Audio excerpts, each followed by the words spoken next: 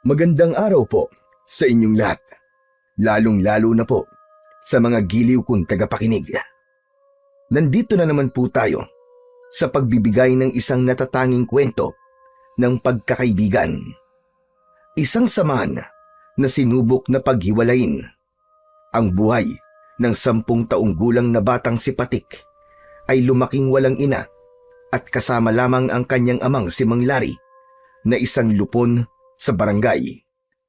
Makikilala niya ang isang mabuting kaibigan na si Bito. Palagi niyang makakasama ito sa lahat ng oras. Sa kanilang pagtakas mula sa malupit na ama ni Bito, ay makakakita si Patik ng isang kakaibang hayop na magbibigay sa kanya ng pambihirang kapangyarihan. Ano kaya ang mahalagang papel na gagampanan ni Bito sa buhay ni Patik? Magagawa kaya niyang labanan ang isang uri ng aswang na merong alagang taong alupian? Sama-sama po nating pakinggan ang buhay at pakikipagsapalaran ng batang nakakuha ng mutya, ng pawis, ng puting alakdan. Ngunit bago po ang lahat mga idol, huwag po nating kalimutang mag-subscribe at i-hit ang notification bell sa aking YouTube channel na The Voice Addict at Apong Isak para sa mas marami pang makapanindig balahibong kwentong aswang at katatakutan mula sa mundo ng kababalaghan. Umpisahan na po natin ang kwento. Jesus Mariosep naman ang batang to. Bakit marami nagkalat na sanga ng bayabas sa harapan natin? Patik! Patik, nasan ka ba? Diyos ko po naman. Araw-araw na lang na maraming nagkalat na sanga ng bayabas sa bahay natin. Ay nako, kapag hindi ka naman talaga nainis. Patik! Patik, nasan ka ba? Kanina pa kitang tinatawag. Patik! Tay, nandito po ako, pasensya na po. Inayos ko lang po kasi yung goma ng tirador ko eh. Bakit po ba? Anak ng tirador na naman. Wala nang katapusan ang tirador na yan Kailan ka ba titigil sa kakagawa ng tirador mo, ha, Patek? Teka, si Bito na naman ba? Hindi ba't sinabi ko sa'yo na wag mo nang isasama ang batang yon dito sa bahay natin? Bakit hindi ka nakikinig? Pambihira talaga, oo. Alam mo ba, nasinugod na naman ako ng tatay niya at kung ano-ano raw ang itinuturo mo sa anak niya. Kaya raw hindi na nauutusan sa mga trabahong bahay. Pasensya na po, Mang Larry. Nagpagawa po kasi ako ng tirador kay Patik eh. Pasensya na rin po kung sinugod po kayo ni tatay. Kung ang lahat ng masasakit na salitang sinabi ng tatay mo sa akin ay mabubura ng paghingi mo ng pasensya, aba, matatanggap ko yan. Kaya lang hindi makain Sobrang sama ng mga sinabi ng tatay mo tungkol sa anak ko. Kaya pasensya na rin. Huwag mo nang lalapitan ng anak ko kung maaari lang. Tay, wala naman pong kasalanan si Bito sa ginawa ng tatay niya eh. Wala nga siyang kasalanan, pero siya naman ang dahilan. Hala, sige na, Patek. Ibigay mo na kay Bito ang tirador niya at pauwiin mo na siya sa kanilang bahay. Ayoko na makikita na makikipaglaro ka sa kanya. Naiintindihan mo ba, ha, Patek? Pero tay, si Bito lang po nag-iisa kong kaibigan eh. Wala akong pakialam kung siya na lang ang kaibigan mo sa buong mundo. Yung sinabi ko, yun ang masusunod. Baka hindi mo pa ako nakikita magalit, kaya paalisin mo na siya. Bago pa mandilim ang paningin ko sa'yo, linisin mo na rin ang bahay natin, ang kalat-kalat. Bilis-bilisan mo, bago pa tuluyang mag-init ang ulo ko sa'yo. Huwag na po kayong magalit kay Patik. Ako naman po nagpumilit na igawa niya po ako ng tirador eh. Pasensya na po talaga kayo, Mang Larry. Tama nang kakahigi mo ng pasensya, Bito. Ang gusto ko, umalis ka na rin sa bahay namin nang mapanatag na ang loob ko. Pambihira yan tatay mo na yan. Akala mo kung sino. Bito, pasensya ka na ha. Sa ibang araw na lang tayo magkita. Huwag ka mag-alala. Tatapusin ko ang tirador mo. Ayos lang ako, Patik. Pasensya ka na. Salamat sa pagtulong mo sa akin sa paggawa ng tirador. O sige na, sige na, sige na. Tama na ang pagpapaalam. Hindi na kayo magkikita ni Bito, Patik. Huling babala ko na sa ito, Patik, ha? Sa oras na mahuli kita, nakasama mo pa yan si Bito. Humanda ka talaga sa akin. Tatamaan ka na. Tandaan mo sinabi ko, Patik. Baka magulat na naman ako isang araw at suguri na naman ako ng tatay mo, Bito. Kaya kung pwede, huwag na itong mauulit. Maglari. Alam ko po na masama po ang ginawa ni tatay sa inyo. Pasensya na po talaga. Huwag na po niyo akong pagbawalang lumapit kay Patik. Alam mo, Bito, kung ako lang ang tatanungin, gusto ko may kasama ang anak ko sa paglalaro. Pero ang tatay mo si Lito, nako, pinagbantaan niya ako. Ayoko naman na muli kami magkaharap ng dahil sa inyo. Kaya kung pwede sana, layuan mo na lang ang anak ko para wala ng gulo.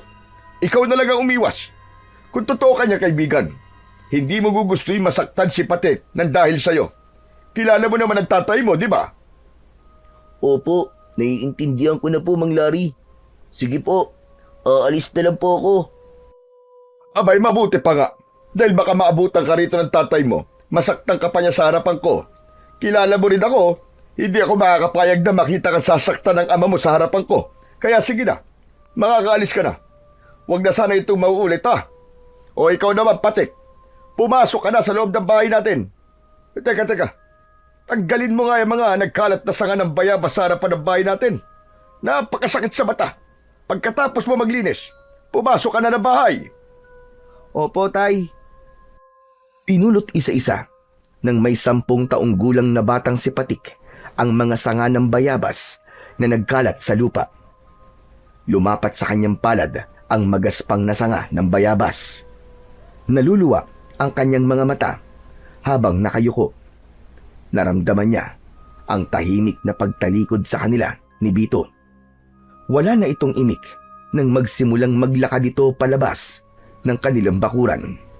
Sa muling pagtayo ni Patik ay nahabol niya ng tanaw ang papalayo niyang kaibigan na si Bito.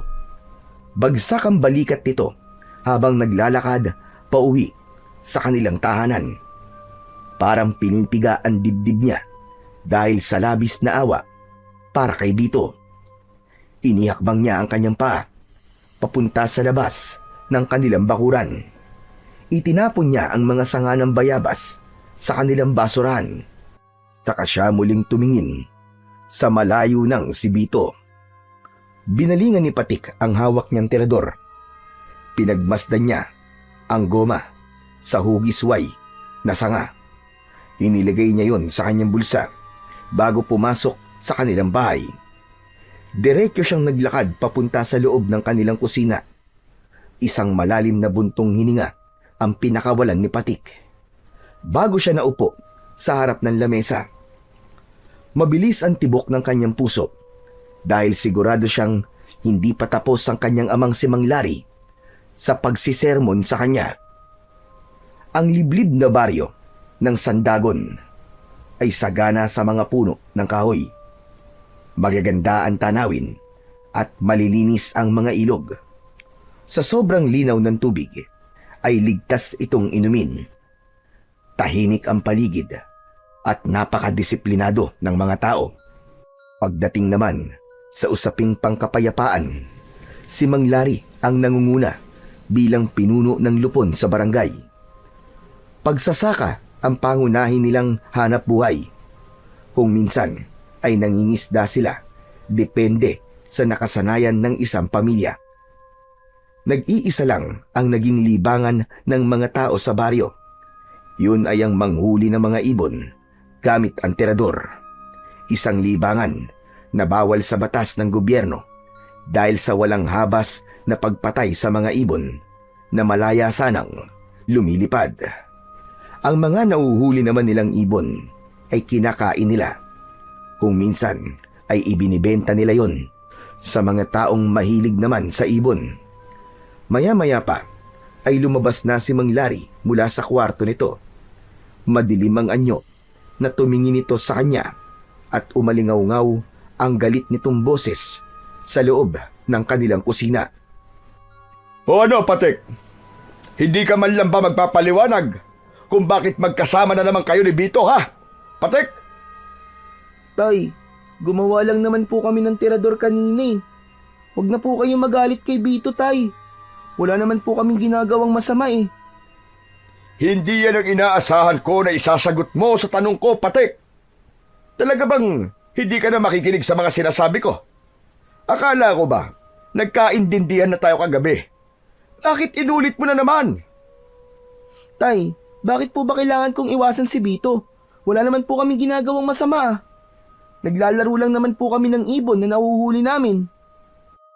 Anong sinasabi mong walang masama sa ginagawa nyo? Kailangan ko pa bang ulit-ulitin sa'yo na iwasan mong makipaglaro kay Bito? Marami naman dyan na pwede mong maging kaibigan na. Basta wag lang si Bito. Iniiwasan ko lang naman na magkaharap kaming muli ni Lito. Kilala mo ko, anak. Ayoko ng gulo. Pero kapag sinaktan ka niya, aba, ibang usapan na yon. Tay, bakit naman po kayo makikipag-away kay Mang Lito? Saka, hindi ko talaga naiintindihan eh. Wala naman po kayong ibinibigay na paliwanag kung bakit kailangan ko pong iwasan si Bito. Mabait po ang kaibigan ko, Tay. At hindi naman siya masamang impluwensya sa akin eh. Hanggat wala po kayong sinasabing malinaw na dahilan para layuan ko si Bito, pasensya na po. Hindi ko po iiwasan ang kaibigan ko. Para ko na po siyang kapatid eh. At siya lang naman po nag-iisa kong kaibigan. Ay nako, bakit ba tigas-tigas ng ulo mo, anak? Makinig ka sa sinasabi ko. Kung talagang kaibigan ang tingin mo kay Bito, layuan mo siya para sa kaligtasan niya. Tay, bakit ko nga po lalayuan si Bito? Hindi niyo naman po sinasagot yung tanong ko eh. Mapilit ka. O sige, kanina. Nagharap kami ni Lito sa session namin sa Lupon. Inireklamo ni Lito ang madalas na pag-alis-alis ng bahay ni Bito. At ikaw ang itinuturo niya dahilan. Abay, syempre, pagtatanggol kita. Ipinaglaban ko na hindi ikaw ang dahilan kung bakit palaging umaalis si Bito sa kanila. Alam mo ba kung ano natuklasan ko kay Bito, ha, Patek? Ano po, Tay? Ano po natuklasan niyo kay Bito? Talaga bang gusto mo malaman kung ano ang dahilan? Hindi mo ba talaga alam na palaging nakakaranas ng pananakit si Bito mula sa kanyang ama? Kanina, napansin ko, tagtad ng pasa ang katawan niya. Sa tingin ko, madalas siya binubugbog ng kanyang ama. Minamaltrato ang kaibigan mo. Kaya kung naaawa ka sa kanya, iiwasan mo siya, anak. Yun lang ang nag-iisang paraan para mailigtas siya sa kamay ni Lito. Paano pong binubugbog, Tay? Bakit naman po yung gagawin ni Mang Lito sa kanya? Ay nako, Patek. Kaibigan mo si Bito pero hindi mo pa rin alam kung bakit siya binubugbog ni Lito. Ano ka ba naman, anak? Kaibigan mo siya, di ba? Hindi mo ba alam na anak sa labas si Bito? Anak siya sa ibang lalaki ng asawa ni Lito na si Esther. Ang sabi dati raw na nagtatrabaho sa kasa si Esther at hindi raw nito alam kung sino ang ama ni Bito. Kaya naman, palaging pinagmamalupitan ni Lito ang kaibigan mo. Ang ipinagtataka ko lang, naglaho na parang bula si Esther. At sabi nakipagdanan daw kay Taher. Sumama ito sa bago nitong lalaki. Teka, sandali lang po, Tay. Imposible naman po yun.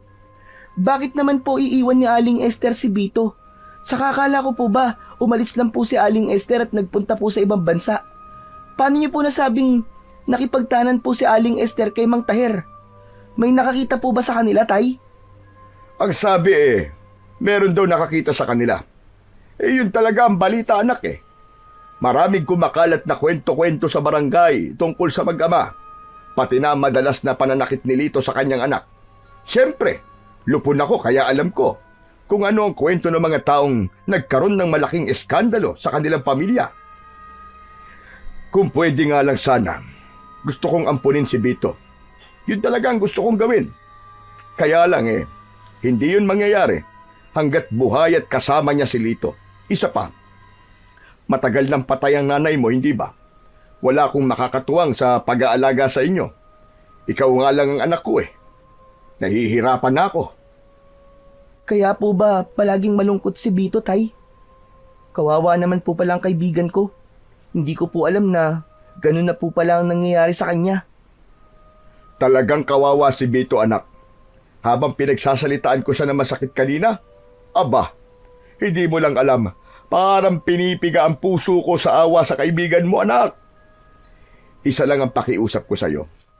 Kung gusto mong iligtas ang kaibigan mo, layuan mo siya. Hanggat maaari, huwag mo na rin munang kausapin. Pero tay, bakit hindi po kayo gumawa ng paraan para mailigtas po si Bito? Anak, hanggat hindi nagsasabi si Bito, hindi tayo maaaring makialam. Maliban na lang kung meron tayong mahahanap na ebidensya na magpapatunay sa pambubugbog ni Lito sa kanyang anak. Yung matibay, ha? Matutulungan natin siya pag nagkataon. Pero kutob ko, mahal ni Bito ang kanyang ama, kahit ganun pa man ang ginagawa nito sa kanya. Tay, nakikiusap po ako. Tulungan niyo po ang kaibigan ko, tay. Hindi po siya dapat nakakaranas ng ganun. Bago niya mahalin si Mang Lito, mahalin po muna niya ang sarili niya. Nag-aalala po ako na baka mapahamak po ang kaibigan ko dahil sa ginagawa po ng kanyang ama.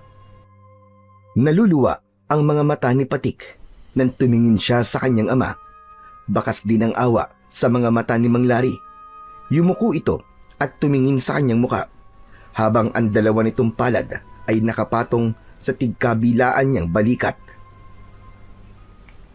Huwag ka mag-alala. Tutulungan natin si Bito, Patik. Pero simulan mo muna sa pag-iwas sa kanya. Mahal kita, anak.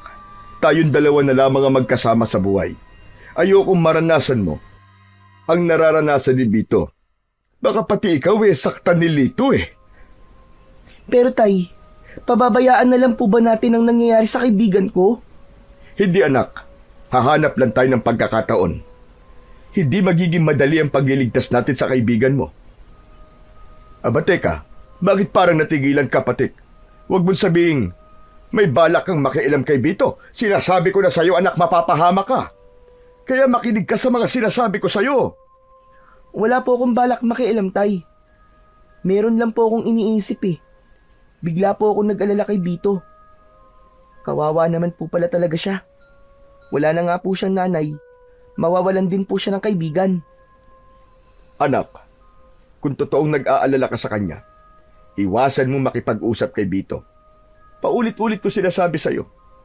Lalo na yung pagpunta-punta nyo sa kagubatan. Huwag mo na rin siyang isasama para manghuli ng mga ibon. Hanggat maaari, tigilan mo na rin ang paggamit-gamit ng tirador.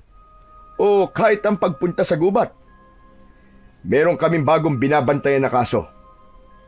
Tumayo ng tuwid si Mang Lari at inalis ang mga kamay sa kanyang balikat. Naupo ito sa bangko na kahoy at isang malalim na buntong hininga ang pinakawalan nito. Naupo si Patik sa tabi ni Mang Lari. Naghintay sa sasabihin ng kanyang ama. Nang hindi nagsalita si Mang Lari, ay siya na ang nagtanong dito. Bakit naman po napunta sa tirador ang usapan natin, tay? Dahil delikado. Aba, ano na lamang ang sasabihin ng mga kasamaan ko sa lupon na ang anak ko nangunguna sa paglabag ng batas? Kaya dapat mag-isip ka. Huwag mong kalimutan na lupon ang tatay mo. Alam ko naman po, tay, na lupon po kayo. Ang gusto ko pong malaman ay kung bakit ayaw nyo na rin po akong pumunta sa gubat. Dahil sa mga 5 batang nawala. Lahat sila'y kasing edad mo na mahilig pumunta ng gubat at gumagamit ng tirador. Isa pa, meron 2 batang lalaki na kasing edad mo rin ang natagpuan doon sa kakawian. Ano pong ibig nyo sabihin, tay? Hanggang ngayon po ba hindi pa rin nakikita ang 5 batang nawawala? Oo. At nag-aalala kong baka pati ikaw ay mapahamak. Ano po bang nangyari sa 2 batang natagpuan, tay? Paano po sila namatay? Hindi ko pa alam kung ano ang buong detalye sa kung ano ang dahilan ng pagkamatay nila. Pag-uusapan pa lang namin mamaya. Pero ang narinig ko wak-wak daw ang tiyan at nawawala raw ang mga laman loob ng bata. Naiwan daw ang 2 puting rosas sa bawat katawan ng mga biktima. Palaisipin pa rin sa amin kung ano ang totoong nangyari sa kanila. Diyos ko, hindi po ba't matagal na pong sakit ng ulo ng mga pulis ang madalas na pagpatay sa mga bata sa baryo natin, tay? Saka lahat po sila ay nilalagyan ng puting rosa sa katawan. Pero wala naman po mga puting rosa sa baryo natin, tay. Paano pong nangyari yun? Kaya nga malalaman namin mamaya. Pag-uusapan pa namin ang mga gagawin. Malakas ang kutob kong pagbabawalan ng mga bata na manghuli ng ibon sa kagubatan. Magkakaroon ng karpyo. Kaya ikaw, anak, makinig ka sa mga sinasabi ko, ha? Huwag ka na munang pupunta sa gubat. Huwag matigas ang ulo. Masyadong delikado para sa'yo. Kutob ko, ang 2 bata na natagpuan sa kakahuyan ay mga batang mahilig rin na manghuli ng ibon sa kagubatan. Nakita pa sa kanilang katawan ng tirador na may malapot na likido. Para bang binuhusan din sila ng asido. Mukhang gawa ng isang halimaw yon, anak. Paano niyo po nasabing halimaw, tay? Wala naman po kayo sa pinangyarihan, di ba? May maililihim pa ba sa baryo natin, anak? Saka wag mo muna akong tanungin. Bigla talaga ako kinilabutan kapag naaalala ko yung mga kwento nila tungkol sa sinapit ng 2 bata. Hindi na nagtanong pa si Patik sa kanyang ama. Sa halip, naghanda na lamang siya ng kanilang tanghalian. Pagkalipas ng ilang minuto, ay natapos na silang kumain. Inihanda na ni Mang Larry ang mga gamit nito at lumabas ng kanilang bahay. Sinilip ni Patik ang kanyang ama mula sa bintana ng kanyang kwarto upang masigurong umalis na ang kanyang ama.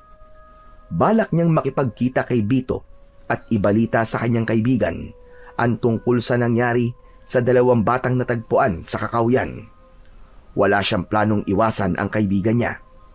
Dahil sa kanyang mga nalaman tungkol kay Bito, mas gusto niya ngayon na damayan ang kanyang kaibigan. Si Patik ang batang hindi napapakali kapag hindi nalalaman ang kasagutan sa kanyang mga katanungan. Kaya kahit na anong mangyari, ay aalamin niya talaga kung ano ang totoong nangyari sa 2 bata na natagpo ang patay. Kasama ang pagsusuri niya sa katawan ng kanyang kaibigan, titignan niya kung totoong may mga pasa sa katawan si Bito. Kaya nang makaalis na ang kanyang ama, sakay ng bisikleta nito, ay mabilis pa sa kidlat na tumakbo si Patik sa labas ng kanilang bahay. Tinaak niya ng mabilis ang daan, papunta sa kakahuyan. Mabilis din ang tibok ng kanyang puso, habang ang hangin ay humahampas sa kanyang muka. Halos hindi na lumapat ang kanyang mga paa sa lupa. Makarating lang sa bahay ni Bito. Pagkalipas ng ilang minutong pagtakbo, ay narating na niya ang bahay ng kanyang kaibigan. Nagtago muna siya sa makapal na halaman. Meron silang tawagan kapag balak nilang magkita at mag-usap. Kailangan sumipol ng 2 beses si Patik para malaman ni Bito na naroon siya sa gilid ng bahay nito. Umalingaw-ngaw ang sipol na ginawa ni Patik. Nagmamadali namang lumabas ng pintuan si Bito habang umiiyak. Kasunod ni Mang Lito na may dalang pamalo. Hala, Diyos ko, totoo nga. Totoo nga ang sinabi ni tatay kanina na binubugbog pala talaga si Bito ng kanyang amang si Mang Lito. Diyos ko po, anong gagawin ko? Saka lamang naalala ni Patik ang tirador sa kanyang bulsa. Dinukot niya yon habang nakatago sa halaman. Bumundol ang kaba sa kanyang dibdib, lalo na nang marinig niya ang boses ni Mang Lito. Sumilip si Patik sa siwang ng mga dahon at mula sa kanyang kinatatayuan ay kitang-kita niya na pinapalo ng sanga ng bayabas si Bito. Naluluwa ang kanyang mga mata dahil sa galit. Nanginginig din ang kanyang kamay habang mahigpit na hawak ang kanyang tirador. Napatungo si Patik sa lupa. Lumikot ang kanyang mga mata sa paghahanap ng bato na mailalagay niya sa hawak na tirador. Habang ang boses ng umiiyak na si Bito ang naririnig niyang ingay sa paligid. Bawat hampas at palo sa katawan ng kanyang kaibigan ay kasing lakas din ng pagsigaw nito habang umiiyak dahil sa labis na sakit. Bigla niyang naalala ang kanyang ama. Maswerte pa pala siya dahil lumaki siya sa amang katulad ni Mang Larry. Tama na po! Tama na po tayo! Ang sakit na po ng katawan ko, aray! Tama na po! Hindi na po ako ulit! Tama na po! Tila bingi si Mang Lito sa lahat ng pakiusap ni Bito. Kaya wala nang naisip na paraan si Patik, kundi tulungan ng kanyang kaibigan. Nang makakita ng katamtamang sukat na bato sa lupa, ay mabilis niyang ibinala yon sa kanyang tirador. Nanlalamig ang katawan ni Patik dahil sa labis na galit. Buong lakas na hinila niya ang goma at sinipat ang kamay ni Mang Lito. Habang abala ang lalaki sa paghawak sa damit ni Bito, ay binitiwan naman ni Patik ang goma. Lumipad sa ere ang bato at tumama yon sa kamay ni Mang Lito. Halos magtatatalon sa tuwa si Patik. Narinig niya ang boses ni Mang Lito. Nagsisisigaw ito dahil sa labis na sakit. Nagmumura itong hindi malaman ang gagawin. Namula ang kamay nito at hindi maigalaw. Bumakas ang takot sa muka ng kaibigan niyang si Bito. Napatago sa halaman si Patik nang mapansin na inililinga ni Mang Lito ang paningin sa paligid. Tila ba hinahanap nito kung saan nanggaling ang bato. Maya-maya pa ay narinig ni Patik na tila sinakal ni Mang Lito ang kaibigan niyang si Bito. Pilit nitong pinaamin kung saan nanggaling ang bato. Bigla nitong naisip na tawagin ang pangalan ni Patik. Para bang sigurado ang lalaki na siya ang may gawa nun. Pumasok ito sa bahay na para bang may kukunin. Kaya naman, sinamantala ni Patik ang pagkakataon. Mabilis siyang tumakbo papalapit sa kinaroroonan ng nakatayong si Bito. Hinawakan niya ang kamay nito at hinila para tumakbo papalayo sa kinaroroonan ng bahay nito. Bilisan mo, Bito! Sumama ka sa akin! Doon tayo magtatago sa tabing ilog! Tara na! Pero, baka makita ka ni tatay. Wala na akong pakialam kahit makita pa ako ni Mang Lito. Tara na! Ang mahalaga, maitakas kita sa mga kamay niya. Alam ko na ang totoong nangyayari sa'yo, Bito. Kaya bilisan mo para hindi niya malaman kung saan tayo magtatago. Tara na! Halos magpaekis-ekis sa daan ang magkaibigan habang tumatakbo. Pinasok nila ang madilim na bahagi ng kakawyan. Magkahawak ang kanilang mga kamay na tinahak nila ang makipot na daan sa masukal na kakawyan. Pareho silang humihingal habang tumatakbo. Kasunod ng malakas na sigaw ni Mang Lito na may himig ng pagbabanta. Ngunit hindi natinag ang magkaibigan. Hindi sila tumigil sa ginagawa nilang pagtakbo. Walang sapin ang kanilang mga paa, kaya ramdam na ramdam ni Patik ang masakit na pagtama ng mga tinik sa kanyang talampakan. Maya-maya pa ay si Bito na ang nakiusap. Saglit silang tumigil sa pagtakbo para magpahinga. Hindi ko na kaya! Hindi ko na kaya, Patik! Tumigil muna tayo rito sa ilalim ng puno! Hindi ko na talaga maiakbang ang mga paa ko! Tsaka pagod na ako! Saglit lang tayo magpapahinga rito, ha? Baka kasi abutan tayo ng tatay mo eh. Bakit mo ba ako tinulungan? Mapapagalitan ka na naman ni Mang Larry niyan eh. Wala na akong pakialam kahit magalit pa si tatay. Pero, bakit hindi mo sinabi sa akin to? Bakit nagsinungaling ka sa akin? Hindi ko alam na ang mga pasamos sa katawan ay galing na pala sa pananakit ng tatay mo sa'yo. Dahil ayaw kong makulong si tatay. Hindi ko kaya mawala si tatay, Patik. Pambihira ka naman, oo. Ayaw mo nga siya mawala, pero baka ikaw naman ang maunang mamatay sa tatay mo. Sige ka, maagap na magbubukas ang pintuan ng kamatayan mo. Kapag hindi ka gumawa ng paraan para iligtas ang buhay mo. Eh anong gagawin ko, Patik? Pagbali-baliktarin ko man ang mundo, siya pa rin ang tatay ko. Siya ang bumuhay sa akin. Huwag kang tanga, Bito. Alam mong hindi mo siya tunay na ama. Papatayin ka niya at wala siyang pakialam kung mamatay ka. Dahil hindi ka naman niya kadugo eh. Isa pa, kahit kailan ay hindi ka niya minahal. Kaya gumising ka na sa katotohanan. Iwanan mo na si Mang Lito. Patik, kung kaya ko lang na iwanan si tatay, matagal ko na yung ginawa. Kaso, hindi ko kaya mawala siya eh. Mahal ko si tatay, Patik. Hindi na nakapagsalita si Patik sa huling sinabi ni Bito. Napatingin siya sa mukha nito habang nakaupo sa ugat ng puno. Biglang gumalaw ang balikat ng kanyang kaibigan. Napansin niya na umiiyak na pala ito. Hindi niya namalayan na tumutulo na rin pala ang luha niya sa kanyang mga mata. Pakiramdam niya ay siya ang nasa kalagayan ng kaibigan niyang si Bito. Wala nang nagawa si Patik, kundi ang ipatong ang kaliwa niyang kamay sa balikat nito at ipadama niya na nandoon lamang siya bilang kaibigan nito. Huwag ka nang umiyak, Bito. Hindi naman habang buhay nasa ganyang kan sitwasyon. Tandaan mo, Bito, para na kitang kapatid at nasasaktan din ako sa nangyayari sa'yo. Teka, ang mabuti pa kaya dito na lamang muna tayo magpalipas ng oras. Sasamahan kitang umuwi sa inyo, pero kailangan na muna nating palipasin ang galit ni Mang Lito.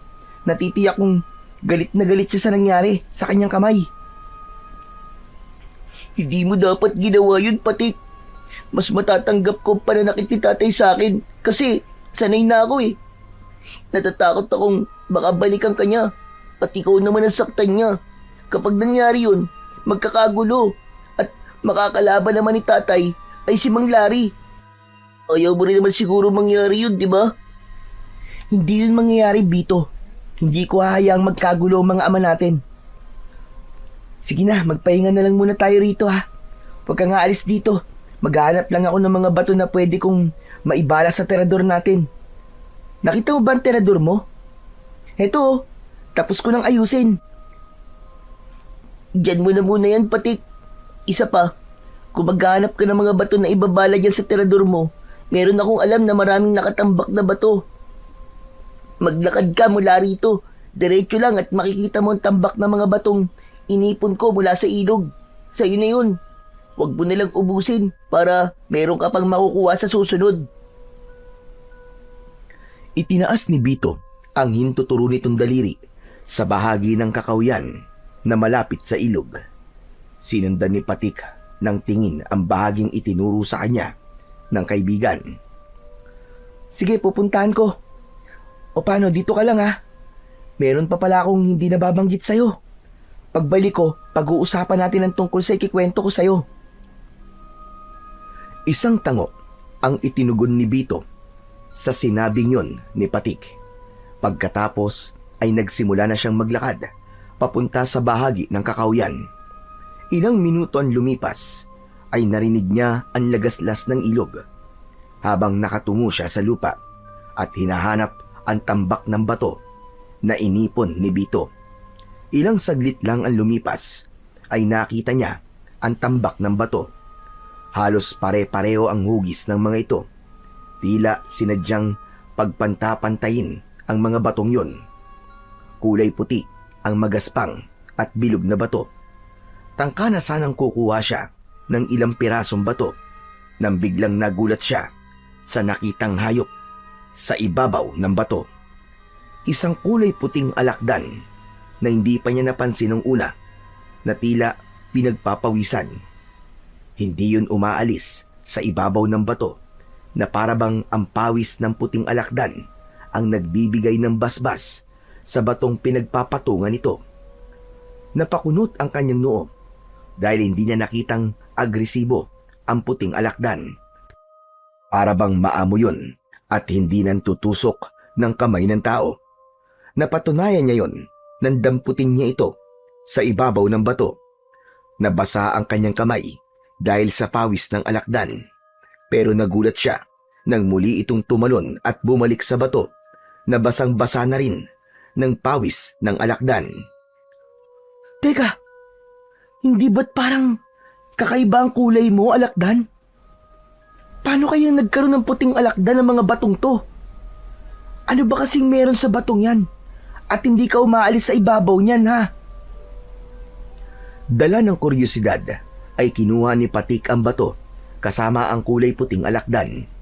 Ipinatong niya yon sa kanyang kaliwang palad para sipatin. Alam niyang makamandag ang alakdan. Kaya lang, hindi niya mapigilan ang kanyang sarili na wag itong hawakan. Hinaplos ni Patik ang likod ng kulay puting alakdan. Umangat ang sipit nito sa buntot at muntik siyang matusok nito. Pero hindi siya natakot. Natuwa siya dahil sa kakaibang kulay nito. Kaya naman, isinilid niya sa bulsa ang kulay puting bato at maingat na hinawakan ni Patik ang buntot ng alakdan. Naglakad siyang pabalik sa kinaroroonan ni Bito. Mula sa kanyang kinatatayuan ay tanaw niya ang malungkot na nakaupong si Bito. Malalaki ang hakbang ng kanyang paa na papalapit sana sa kanyang kaibigan. Subalit bigla siyang natigilan nang makitang merong isang lalaki ang nakatayo sa likod ng puno. Nagtago si Patik sa makapal na halaman at pinagmasdan ng kilos ng lalaki. Mahaba ang buhok ng lalaki habang nakatingin sa likuran ni Bito. Walang kaalam-alam ang kanyang kaibigan na meron ng ibang tao na naroon sa lugar na yon. Sino kaya siya? Mukha naman na hindi siya taga rito. Teka, bakit kaya pinapanood lamang niya ang kaibigan ko? Ilang sandali pang naghintay si Patik sa kung ano ang gagawin ng lalaki. Habang ang kanyang dibdib ay para ng binabayo ng maso dahil sa labis na pag-aalala. Hindi niya magamit ang kanyang tirador dahil hawak niya pa rin ang kulay puting alakdan. Hindi niya inaalis ang kanyang paningin sa lalaking tahimik na nakatayo sa likuran ni Bito. Pero hindi nagtagal ay unti-unti itong humakbang papalayo sa kaibigan niyang si Bito. Nang mawala sa kanyang paningin ang lalaki, ay mabilis siyang tumakbo papalapit sa kinaroroonan ni Bito. Nang makarating siya sa tabi ng kaibigan, ay nagtataka itong tumayo. Tumingin ito sa hawak na alakdan ni Patik. Patik, bakit may hawak ang puting alakdan? Hindi yun ang mahalaga sa ngayon, Bito.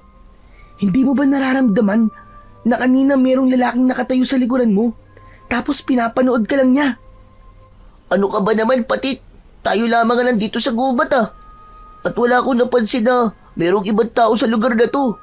Saka, meron pa bang mas mahalaga ngayon kaysa sa puting alakdan na hawak mo?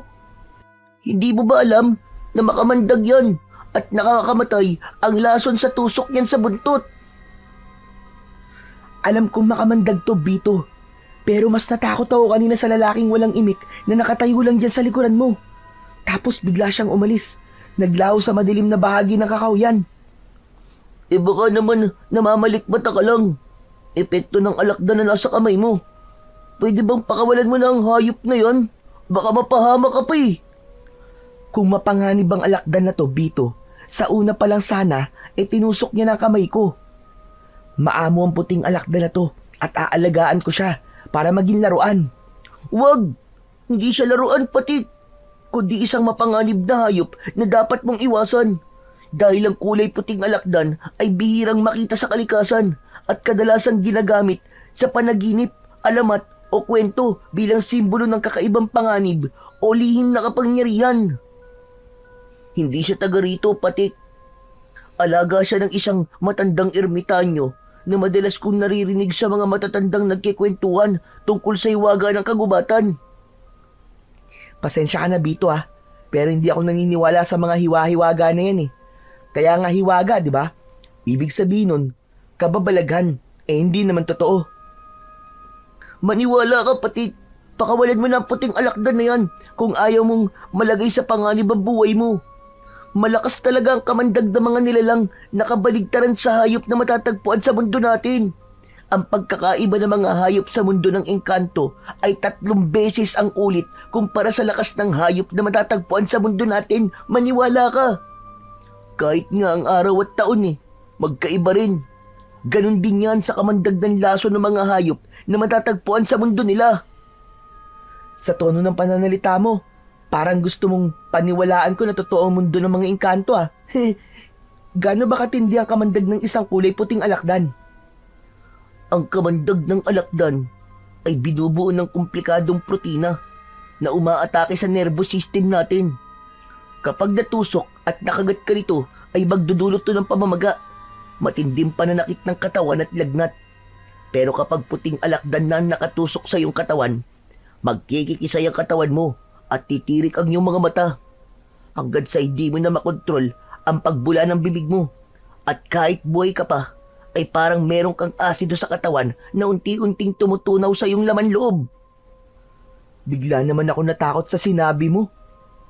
Kaya maniwala ka sa sinasabi ko. Hindi kita hayaan na mapahamak. Kung sa bagay, mabuti na rin yung paniniwalaan ko sinasabi mo, Bito. Kaya lang, hindi naman niya talaga ako sinasaktan eh. Teka, mabuti pa kaya umuwi na lang muna tayo at aalagaan ko na lamang muna tong alakdan. Para kasing gusto ko siyang alagaan eh. Ano ba ang pwede kong magamit para mapigilan ng laso ng kamandag niya kung sakaling tusukin niya ako ng buntot niya? Pabira ka naman talaga, oo. Tigas ng ulo mo.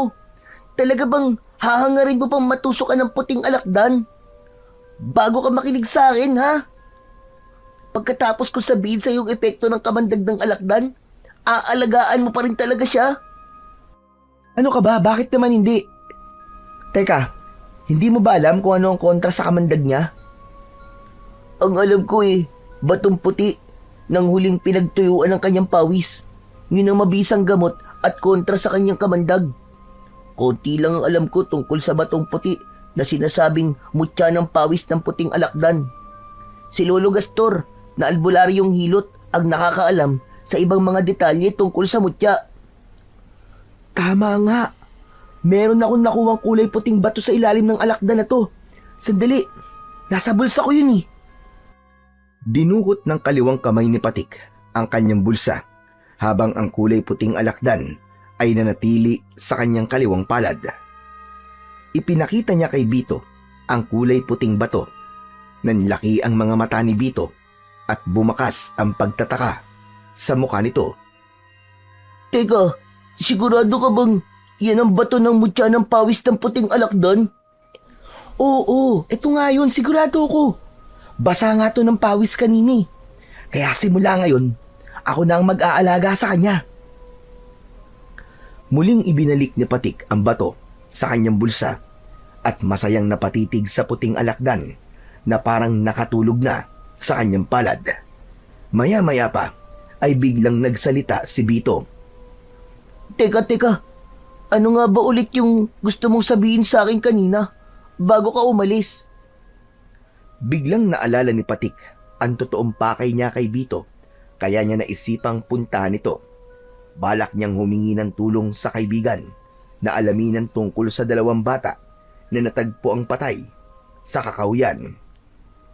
Oo nga pala, munti ko na makalimutan. Nabalitaan mo na ba ang tungkol sa dalawang batang nakitang patay sa Kakahuyan? Oo, nabalitaan ko, Patik. Ang totoo, si tatay ang unang nakakita sa dalawang batang namatay. Kaya siguro nagkita sila kanina ni Mang Larry sa barangay dahil pinag-usapan nila ang tungkol sa nakita ni tatay. Grabe talaga yung mga nangyari sa kanila, Patik. Nawawala ang kanilang laman loob at meron tig-isang kulay puting rosa sa kanilang dibdib. Para bang sinadyang ilagay yun sa katawan ng mga to? Kaya nga eh.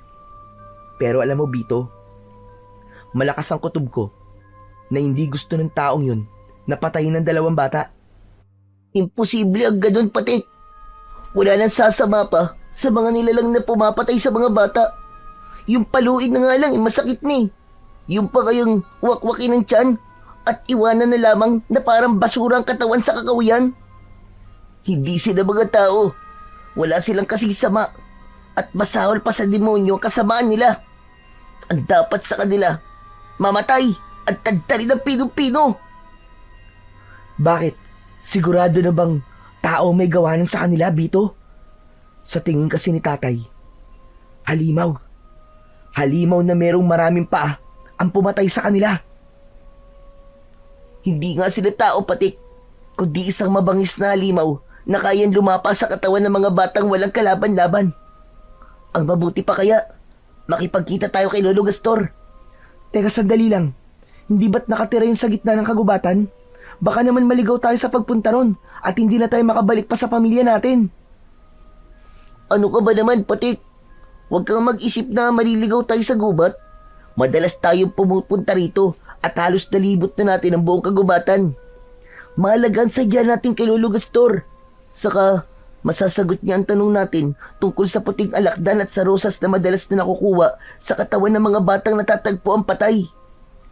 Nakakapag-alala lang dahil halos lahat ng mga nabibiktima ay kasing edad lamang natin. Baka isang araw tayong dalawa na ang makitang patay sa Kakahuyan. Pambihira ka naman, no? Ayoko pang mamatay, no? Isa pa, marami pa tayong mararanasan na sarap ng buhay. Ang mahalaga ay hindi natin hinahangad na mamatay ng maaga. Teka, paano tong alakdan sa kamay ko?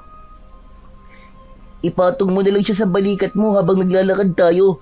Total, kanina mo pa naman hawak yan kaya natitiyak kong hindi talaga siya matapang.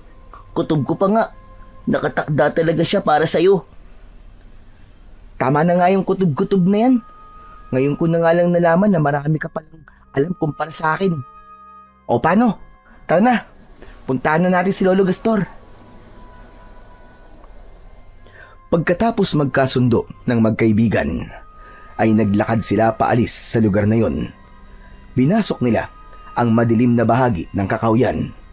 Inakyat nila ang mga burol at tinawid ang 2 ilog papunta sa bahay ni Lolo Gastor.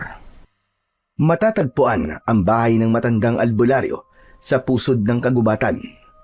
Halos kapusin sila ng hininga dahil sa malayo nilang paglalakad.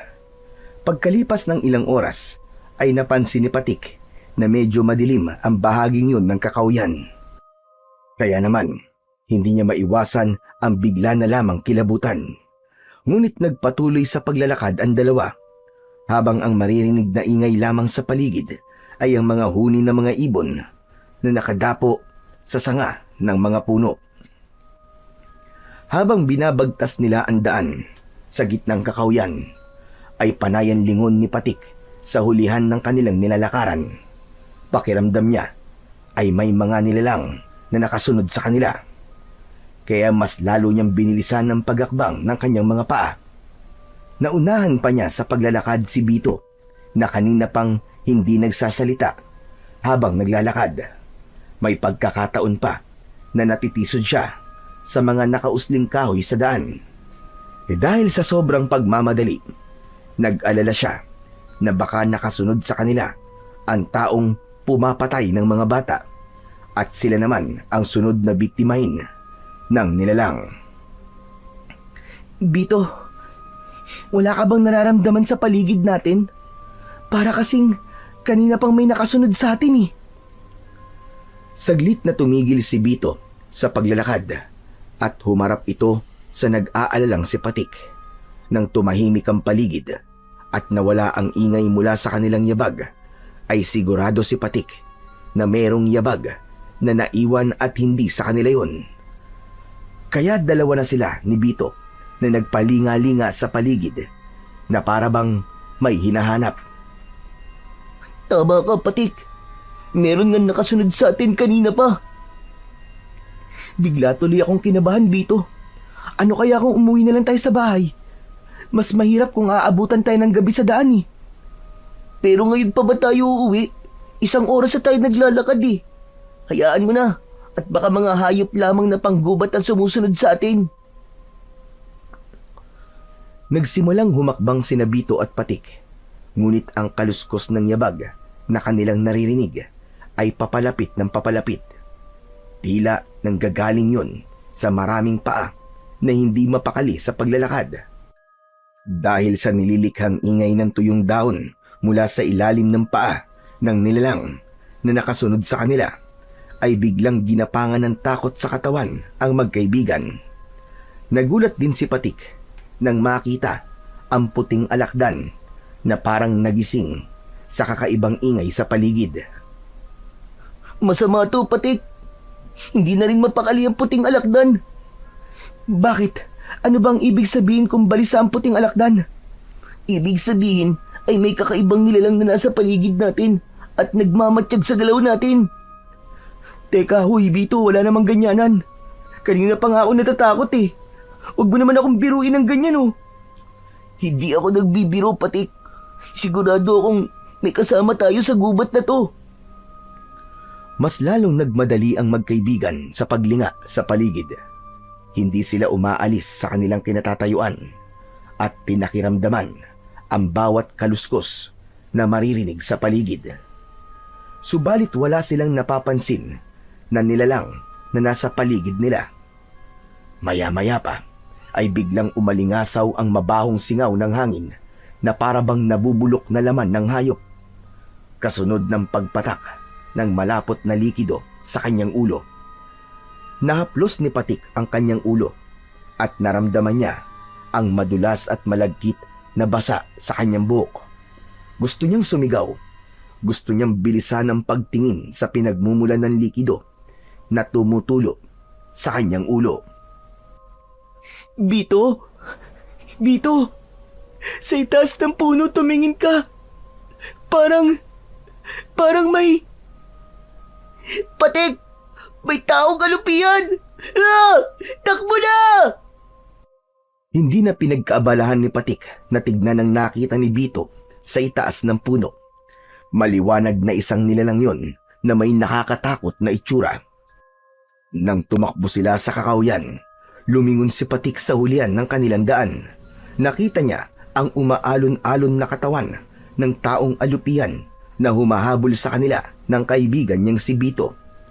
Sa tingin niya ay isa itong uri ng alupihan na may nakakamatay na lason na madalas ay ipinangtatapat sa kamandag ng isang alakdan. Halos hindi sumayad ang mga paa ni Patik sa lupa.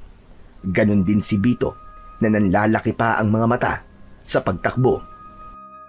Hindi rin pinansin ni Patik ang puting alakdan na nasa kanyang katawan. Ang mahalaga ay makatakas sila sa humahabol na taong alupian sa kanila. Ngunit hindi napansin ni Patik ang batong nakaharang sa kanyang dadaanan. Kaya naman, natisod siya sa bato at bumagsak siya ng pasadsad sa lupa. Malayo na ang agwat sa kanya ni Bito nang tumigil ito sa pagtakbo, habang ang taong alupihan naman ay nakangising nakatingin kay Patik. Tumutulo ang malapot nitong laway na may kasama pang dugo mula sa nilalang na kinain ito. Lumitaw ang malalagari nitong mga ngipin. Kulay itim yun na parabang nabubulok na kahoy. Kitang-kita niya ang 100 nitong mga paa na nakalapat sa lupa, habang ang ingay ng kaluskos mula sa paa nito ay nagpabingi sa takot na si Patik. Layuan mo ang kaibigan ko! Halimaw ka! Huwag mo kaming papatayin! Lumapit sa kinaroroonan ni Patik si Bito para humarang sa nilalang na handa nang umatake kay Patik. Iwinasiwas ni Bito ang nahawakan nitong sanga ng puno para hindi makalapit ang nilalang. Nang mga sandaling yon ay natulala si Patik. Hinayaan niyang si Bito ang humarap sa aswang. Hindi siya makagalaw at tila ba hinihintay na lamang niya na lumapit sa kanya ang halimaw. Sa tingin niya ay babae ang taong alupihan dahil sa malusog nitong dibdib. Tila iniiwasan nito si Bito at si Patik lang ang gusto nitong lapain. Ayon sa matatanda na madalas na nagkikwento tungkol sa mga ganong klaseng nilalang, ang taong alupihan ay merong kakaibang lakas bilang isang aswang na halimaw. Hindi siya naniniwala sa kwentong yun dahil inisip niya na kababalaghan ang mga kwentong naririnig niya mula sa matatanda. Ngunit ngayon ay sigurado siya na hindi lang ito isang kwento, kundi isang katotohanan na nasa panganib na ang kanilang buhay dahil sa nilalang na bigla na lamang lumitaw mula sa kung saan. Tumayo ka! Dali, tumayo ka, Patik! Huwag kang tuwag! Kundi, papatayin niya tayo! Mabilis na tumayo si Patik. Sa pagkakataong yun ay nakabawi na siya ng lakas. Hindi nila inaalis ang tingin sa taong alupihan. Tumingala ito at humuni na parang sa ahas. Ngunit masakit yun sa kanilang pandinig. Lumayo ka! Halimaw ka! Kailanman ay walang tatanggap sa'yo! Hindi ako makakapayag na basta mo nilang patayin ang kaibigan ko! Ang sama mo! Ang sama-sama mo nila lang! Demonyo ka! Sa tono ng pananalita ni Bito ay ramdam na ramdam ni Patik ang matinding galit mula sa kanyang kaibigan. Kaya ang mahinang pagwasiwas nito ng kahoy sa hangin ay mas bumilis hanggang sa bumigat at maging mabagsik ang hampas nito gamit ang kahoy. Tinamaan ang nilalang sa muka kaya bahagya itong napaatras. Nagkaroon ng pagkakataon ng magkaibigan na tumakbo, papalayo sa nilalang na yon. Habol ang sariling hininga, ay binilisan nila ang pagtahak paahon sa bundok. Ngunit naramdaman ni Patik na malapit na silang maabutan ng aswang. Si Bito ang nasa huli at ilang di pa na lamang ang layo ng taong alupihan sa katawan ng kanyang kaibigan. Dala ng kanyang pagtataka ay nagulat siya nang nilampasan nito si Bito at siya ang agad nitong pinuntirya. Lumipad ito sa ere na parang papel. Bumagsak ang katawan nito sa kanyang likod. Naramdaman ni Patik ang ilang paa na tumuntong sa kanyang likod.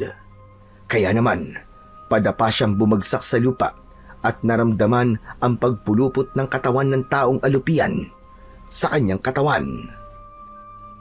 Bito! Bito, tulungan mo ako! Ang hapde! Parang may apoy sa likod ko, Bito! Tulungan mo ako! Huli na nang malaman ni Patik na ang ilalim ng mga paa ng taong alupihan ay merong likido na kagaya sa epekto ng asido. Ngunit bigla siyang nakaramdam ng kakaibang ginhawa nang mula sa kanyang katawan ay lumitaw ang kulay puting alakdan. Pinagtutusok nito ang lahat ng mga paa na nakatungtong sa likod ni Patik. Tila napaso ang taong alupian at agad itong gumapang papalayo sa kanyang kinaroroonan. Nahirapan siyang bumangon dahil sa mahapding lapnos sa likod niya. Lumapit sa kanya ang kaibigan niyang si Bito. Bakas ang pag-aalala sa mukha nito. Diyos ko, Patik! Ayos ka lang ba? Muntik ka na ron. Mabuti na lang at iniligtas ka ng puting alakdan. Hindi ako okay, Bito. Ang hapdi-hapdi na likod ko dahil sa paso. Pambihira namang kamalasan to. Paano ako lang ang inaatake ng hayop na yun? Siguro ay dahil sa puting alakdan. Pero kailangan na muna nating umalis dito. Malapit na ang bahay ni Lolo Gastor dito. Halika, kumapit ka sa kamay ko at aalalayan kita maglakad. Tumayo si Patik at tinanggap ang kamay ni Bito. Ipinatong niya ang kanyang braso sa balikat ng kanyang kaibigan. Pagkatapos ay humawak ang kamay nito sa kanyang bewang.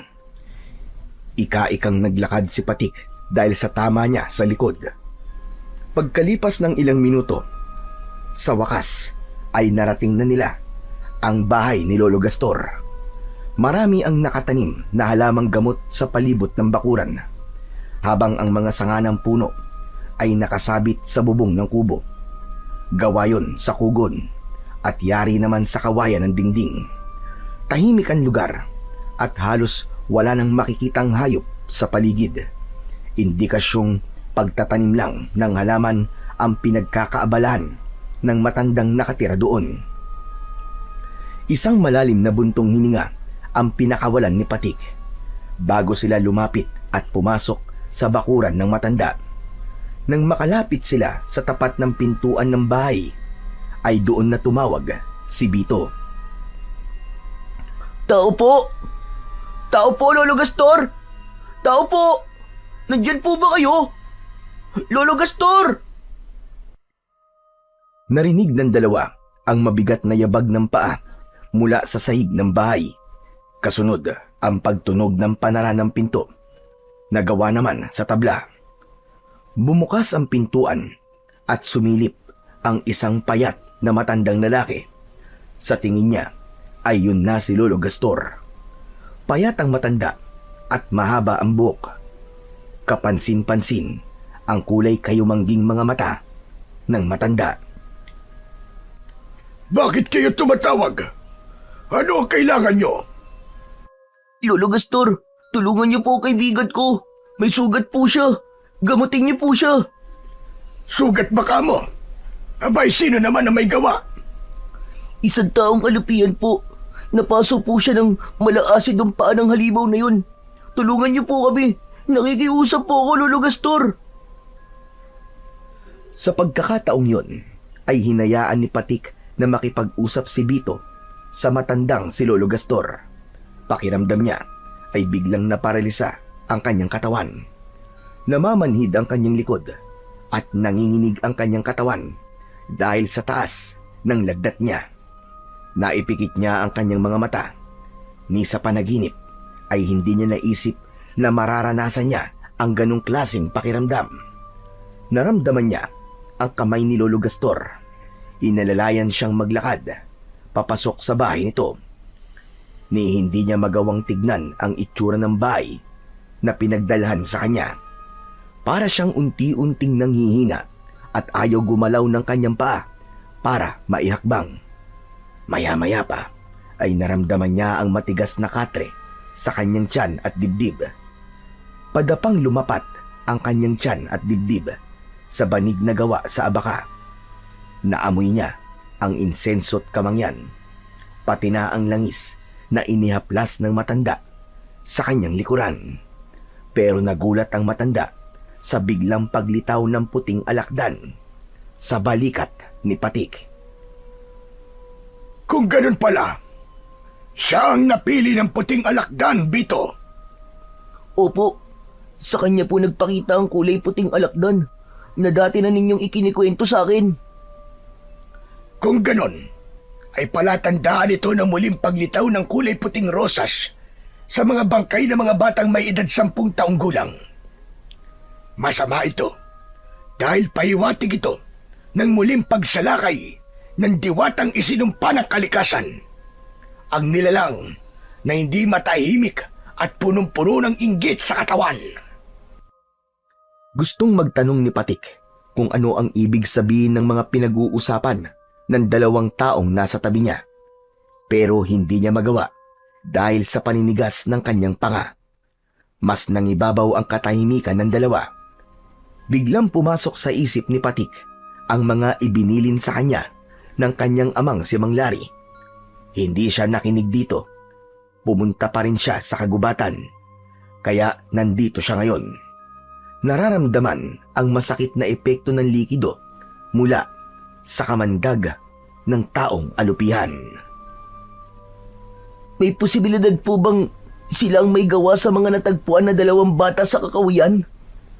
Oo, sigurado kung sila nga ang may gawa nun. Hindi ko alam kung paano sila mapipigilan. Nag-aalala ko sa malaking kaguluhan na mangyayari sa baryo natin. Kung may bagong hinirang na tagapangalaga sa puting alakdan, marahil ay nakuha na rin ng kaibigan mo ang mutya ng pawis ng puting alakdan. Malalagay siya sa panganib kapag hindi niya napag-aralan kung paanong gagamitin ang mutya. Paano pong malalagay sa panganib ang buhay ng kaibigan ko, Lolo Gastor? Dahil sa bato na unti-unting bumabalot sa kanyang katawan, ang mutya ang tunay na nakapagpapagaling sa kaibigan mo.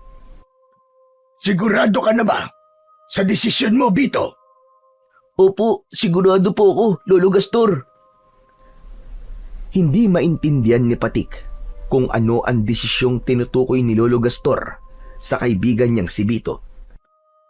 Habang nararamdaman niya ang pagbigat ng talukap ng kanyang mga mata, bago siya nakatulog ay naramdaman pa niya ang pagtusok ng buntot ng alakdan sa kanyang batok. Hindi yun napapansin ng dalawa dahil abala ang mga ito sa pag-uusap ng tungkol sa mga biktimang natatagpuan sa kakahuyan, hanggang sa tuluyan na ngang nagdilim ang kanyang paningin. Mula sa malalim na tulog ay nagising ang diwa ni Patik. Naramdaman niya ang pagdampi ng tela sa kanyang pisngi at braso. Dahan-dahan siyang nagmulat ng mga mata at mabilis na napabalikwas ng bangon. Napako ang kanyang paningin sa telang hawak ni Bito. Nag-aalala itong napatitig sa kanyang muka. Bito, anong oras na? Gaano katagal ako nakatulog? Magdamag kang nakatulog, Patik. Kaya nga, nag-alala ako sa iyo dahil matagal kang nawala ng malay. Pasensya ka na Hindi namin alam na may tusok ka na ng alakdan sa batok.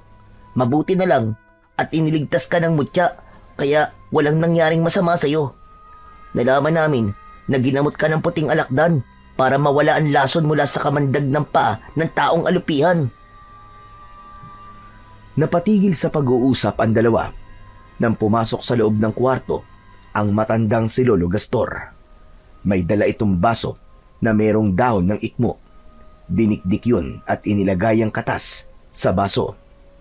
Inumin mo ang katas ng ikmo para tuluyang mawala ang laso ng kamandag ng taong alupian sa katawan mo. Kinuha ni Patik ang basong iniabot ni Lolo Gastor. Saka mabilis na ininom ang katas. Pagkatapos niyang maubos ang laman ng baso, ay napatingin siya sa gawi ni Bito na biglang nagsalita. Kausap ang matanda.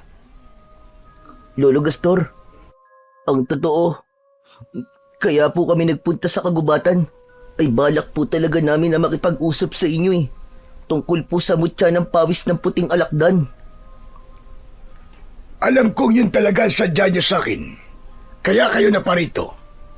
Pero delikado ang ginawa niyong dalawa. Maaari kayong mapahamak. Mortal na magkaaway ang alakdan at alupian. Kaya sa oras na magkita ang mga ito, ay magkakaroon talaga ng matinding sagupaan. Pwedeng sa bahay na lang alagaan ang alakdan. Basta't ang mahalaga, palagi mong dala ang mutya. Yun po pala ang dahilan kung bakit ako lang po ang sinugod ng taong alupian. Hindi po ako makapaniwala na merong ganong nilalang sa baryo natin. Matagal nang namiminsala ang taong alupian sa baryo. Hindi lamang siya natsitsyempuan dahil sa taong pumoprotekta sa kanya. Ano po? Ang ibig niyo po sabihin ay merong nag-aalaga sa taong alupian? Tama ka. Ang tawag sa kanya ay sigbinan. Isang nilalang na may kakayahang magpasunod ng mga halimaw. Kaya niyang utusan ng halimaw sa pamamagitan ng hawak niyang tridente. Kung tutusin, ang taong alupian ay walang iniwan sa aswang na sigbin. May oras din siyang natutulog sa lumang tapayan at lumalabas lang kapag nagugutom o inuutusan ng taong nag-aalaga sa kanya. Kahit na anong sabihin niyo po, Lolo Gastor, pareho lamang silang halimaw. Ang dapat sa kanila ay mamatay. Hindi ko po hahayaan na patayin niya ang kaibigan ko. Teka, sandali lang, Bito. Kanina ko pa napapansin na parang matindi ang galit mo sa taong alupihan. Dahil mga halimaw sila, Patik. Pumatay sila ng maraming tao at nabubuhay sa dugo ng tao. Sinong hindi magagalit sa kanilang ginagawa? Sige nga, pati ikaw, binalak ka rin niyang patayin. Huminahon ka muna, Bito. Baka kung saan kadalhin ang galit mo na yan. Bawat pagkakamali ay merong dahilan. Kaya wag mo muna silang husgahan batay sa kanilang anyo. Alip, alamin mo muna kung bakit sila nagkakaganon. Tila may laman ang sinabi ni Lolo Gastor habang nakatingin ito kay Bito. Sa isip ni Patik ay nararamdaman niyang merong hindi sinasabi sa kanya ang kaibigan. Tumayo si Bito at nagpaalam na lalabas muna ng bahay. Ramdam na ramdam niya ang galit sa boses ng kanyang kaibigan kanina. Napatingin siya sa gawi ni Lolo Gastor. Kinuha nito ang basong walang laman sa kamay ni Patik. Sige na, Patik. Magpahinga ka na muna. Kapag maganda na ang pakiramdam mo, ay sumama ka na kay Bito para umuwi. Siguradong nag-aalala na sa inyo mga magulang nyo. Maraming salamat po sa tulong nyo, Lolo Gastor.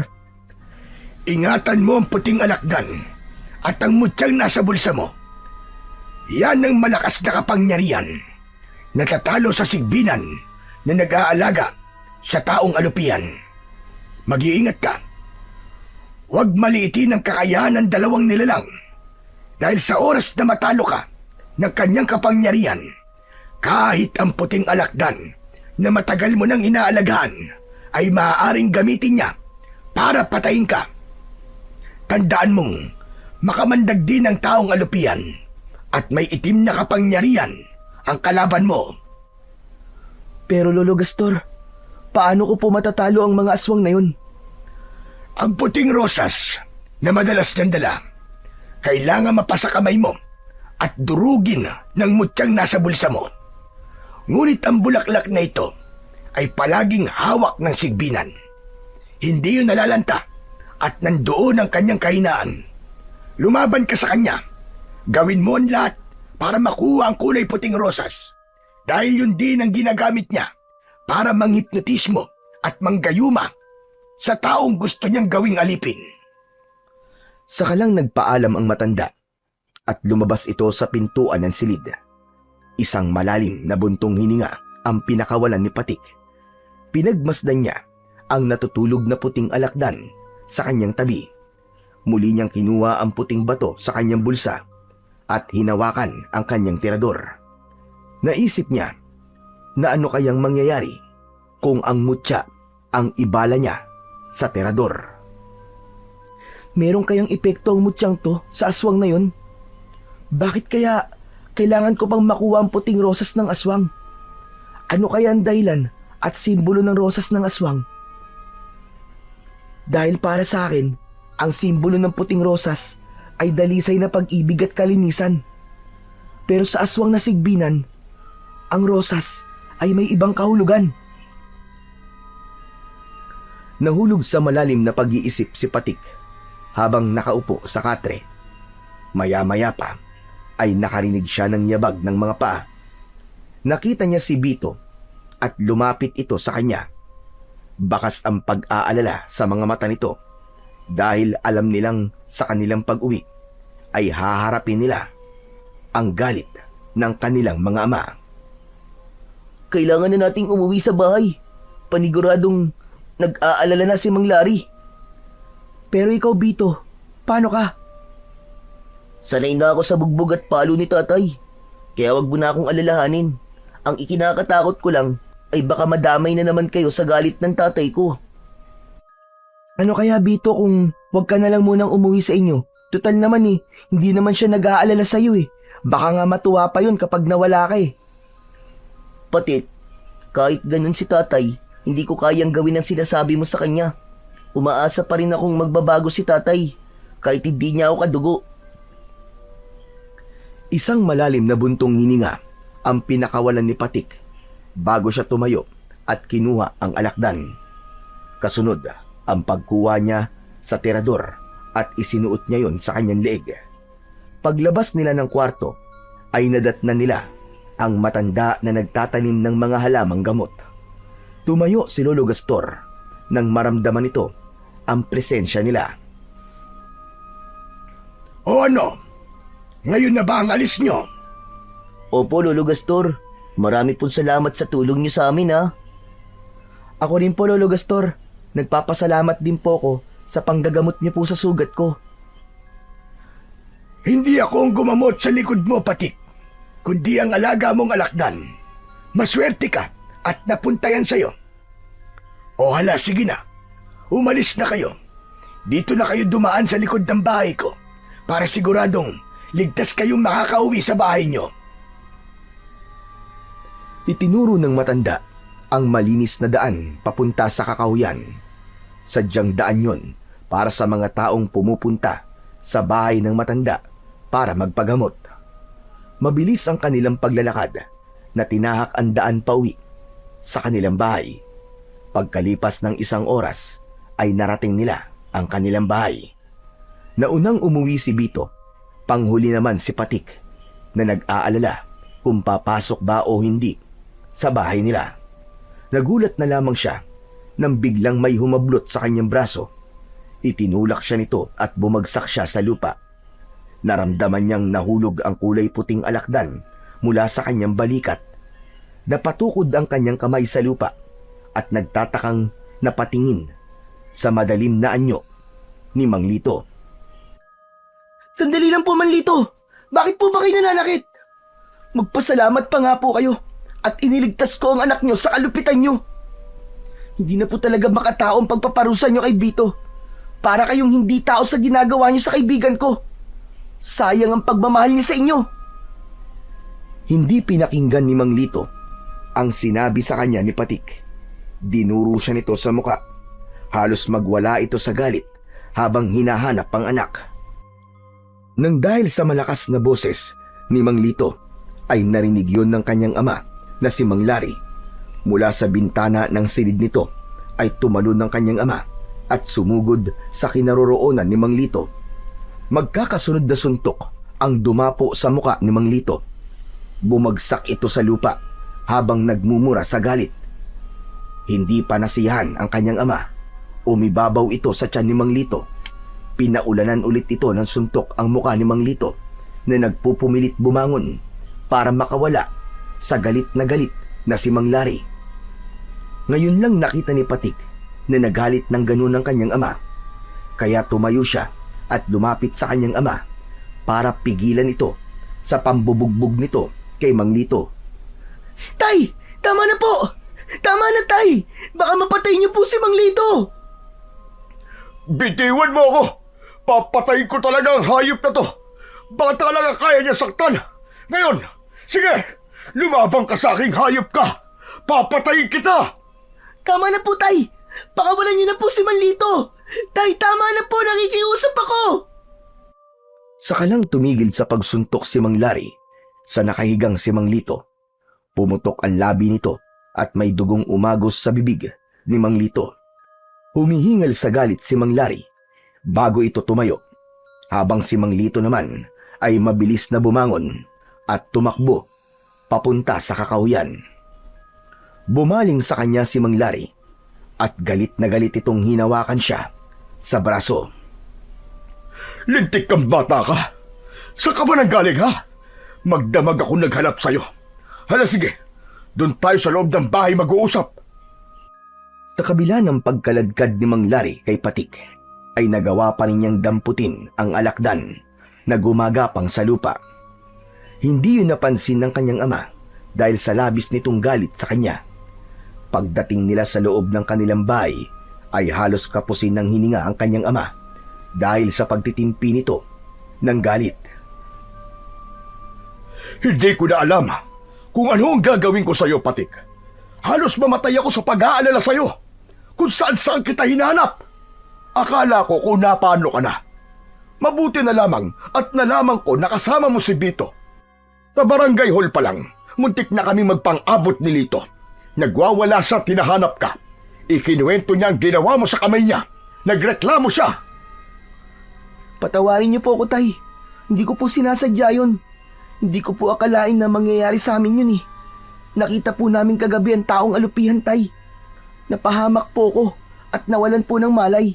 Mabuti na lang po at tinulungan po kami ni Lolo Gastor. Ano ka mo? Anong taong alupihan na sinasabi mo? Saka, paano ka napahamak? Alam na po namin kung sino po ang pumapatay sa mga bata na natatagpuan po sa kakawyan. Isang taong alupihan po, Tay, na inaalagaan po ng sigbinan ang may gawa nun. Kung ganun, ang sinasabi mo muntik kayong mapahamak ay dahil inatake kayo ng aswang na taong alupihan? Opo, Tay. Hinabol po kami ng taong alupihan. Mabuti na lang po talaga at nakaligtas kami ni Bito.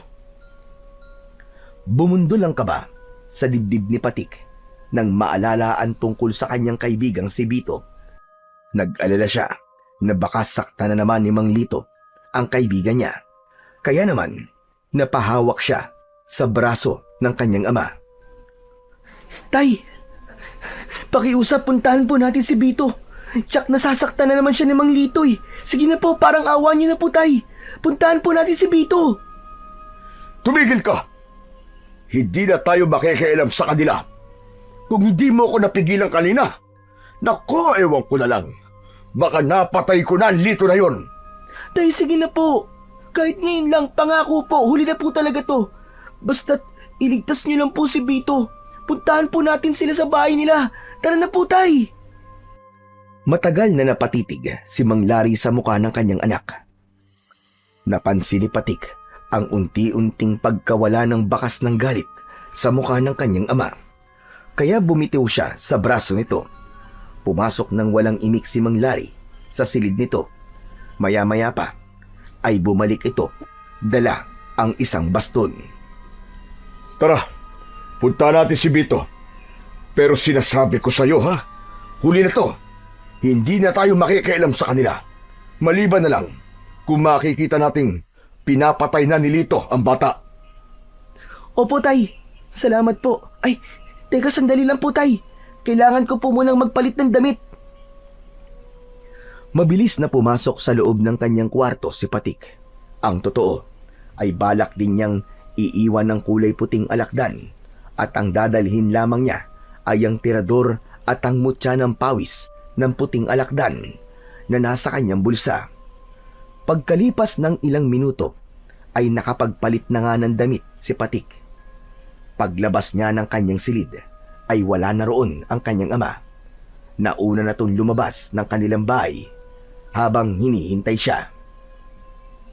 Bakit ang tagal-tagal mo? Halika na! Kanina pang umalis si Lito, baka kung ano na nangyayari kay Bito. Mabilis na lumapit si Patik sa kinaroroonan ng kanyang ama. Kasabay ng pagtakbo nila papunta sa kakawyan.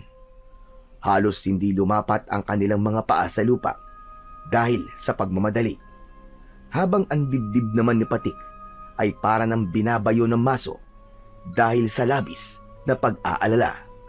Pagkalipas ng ilang minuto ay narating na nila ang bahay ni Mang Lito pero nagulat sila sa kanilang nadatnan. Nagtago ang mag-ama sa likod ng puno habang nakasilip si Patik sa kinaroroonan ni Mang Lito at Bito. Nagulat si Patik nang makilala ang kaharap ng mag-ama. Hindi siya maaaring magkamali. Yun ang lalaking nakita niya na nakatayo sa likod ni Bito habang nakaupo ito sa ugat ng puno. Mas lalong kinabahan si Patik nang magsalita ang lalaking may mahabang buhok. Kung sasaktan mo lang ang anak ko, ang mabuti pa, ibigay mo na lang siya sa akin. Dahil kung hindi, ako ang papatay sa iyong hayop ka. Hindi ako sasama sa inyo. Hindi ko kayo tatay. Wala akong amang isang halimaw. Hindi ko kayo matatanggap. Layuan niyo kami ng tatay ko. Halimaw ka! Halimaw! Mula sa kinaroroonan ng mag-amang sina Patik at Mang Lari ay dinig na dinig nila ang usapan ng mga ito. Kaya hindi makapaniwala si Patik sa kanyang mga natuklasan. Tay, ang lalaking yun. Siya po ang tunay na ama ni Bito. Kung ganun, siya po si Mang Tahir. Oo anak, narinig kong tinawag niyang anak si Bito. Pero bakit ayaw sumama ni Bito sa kanyang ama? Muling pinakinggan ng mag-ama ang pag-uusap ng mga ito hanggang sa nagpumilit ang lalaki na kunin si Bito sa kamay ni Mang Lito. Kitang-kita ni Patik kung paanong nakipag-agawan si Mang Lito sa lalaking kumukuha kay Bito. Mas nanlaki ang mga mata ni Patik nang makita ang biglang paglitaw ng taong alupian sa likod ni Mang Lito. Bigla nitong pinuluputan ang leeg ni Mang Lito. Umiiyak na kinagat ni Bito ang katawan ng taong alupian. Kaya nagpasya sina Mang Lari at Patik na lumabas na sa kanilang pinagtataguan. Layuan mo ang kaibigan ko! Halimaw ka! Pakawalan niyo si Manlito! Natigilan ang mga ito sa biglang pagsasalita ni Patik. Dumampot ng bato si Patik, saka ibinala sa kanyang tirador. Itinutok niya yon sa katawan ng taong alupian. Mabuti na lang at hindi pa ito nagpapalabas ng malaasidong likido na posibleng papatay kay Mang Lito. Ngunit ang lalaking merong mahabang buhok ay bigla na lamang nagbago ang anyo. Nagkaroon ito ng umuusok na tridente at naging isang mabangis na halimaw na parang isang kambing na may baluktot na 2 sungay. Kayo ang lumayo sa akin dahil ang kinukuha ko lang ay ang anak ko. Patik! Umalis na kayo! Mapapahamak kayo dito, Patik! Hindi ko alam na ang sigbinan na tinutukoy ni Lolo Gastor ay ang tunay mong ama. Nagsinungaling kang hindi mo kilala ang halimaw na yan. Siya ang lalaking nakita ko sa gubat. Patik, paano ko sasabihin sa iyo ang buong katotohanan na silang dalawa ang totoo kong mga magulang? Kung ako mismo hindi ko sila matanggap, ikaw pa kaya na muntik ng mga limang buhay na dahil sa kanila? Hindi ako masama. At lalong hindi ko matatanggap na anak ako ng isang aswang. Ano ka mo? Hindi mo kami matatanggap. Akala mo ba ay bukal din sa loob ko na kunin kita? Nagkakamali ka. Gagamitin lang kita para mapasunod ko ang nanay mong si Esther. Hindi na siya nakikinig sa akin. Nalalampanan na niya ang kapangyarihan ko. Lumingon si Patik sa kinaroroonan ni Mang Lito at ng taong alupihan. Nakita niyang hindi totoong mahigpit ang pagkakasakal ng aswang sa leeg ng nakilalang ama ni Bito. Kaya malinaw sa kanya na ang totoong kalaban ay ang sigbinan na kaharap nila ni Mang Lari. Hindi siya makapaniwala na ang nanay ni Bito ay ang taong alupian na humabol sa kanila sa kagubatan. Kaya pala, hindi nito sinaktan si Bito. Makawalan niyo si Tatay Lito. Hindi ako sasama sa inyo. Hindi na ako makakapayag na maghari pa kayo at patuloy na pumatay ng mga taong walang kalaban-laban para sa pag-aasik niyo ng lagim. Hindi rin ako makakapayag na mabuhay ka ng masaya kasama ang lalaking yan. Isa sa inyo ang kailangang mamatay.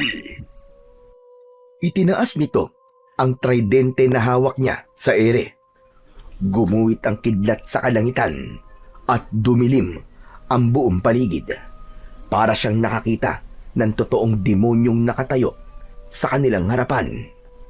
Naramdaman ni Patik ang nanginginig na kamay ni Mang Lari. Tila nagulat din ito sa nakitang nakakatakot na anyo ng nilalang. Itinutok ni Patik ang kanyang tirador sa muka ng halimaw, kasabay ng nararamdaman niyang pag-iinit ng mutya sa loob ng kanyang bulsa. Binitiwan niya ang goma ng tirador na iwasan ng nilalang ang unang pag-atake ni Patik, habang si Mang Lito naman ay tinulungan ni Bito para makatakas sa pagkakapulupot ng taong alupian sa leeg nito. Bakas sa muka ng halimaw na napipilitan lang ito sa ginagawa. Alam na ngayon ni Patik kung ano ang ibig sabihin ng kulay puting rosas na natatagpuan sa katawan ng biktima ng aswang. Yun ay ang paghingi ng tawad at labis na pagsisisi sa nagagawa nito ng kasalanan. Si Bito ang kumilos. Kumuha ito ng malaking bato at ibinato sa sarili nitong ama. Kasabay ng muling pagbitaw ni Patik sa goma ng kanyang tirador, tumama rin ang bato sa muka ng kalaban. Kaya naman, bumagsak ito sa lupa, ngunit muling nakabangon.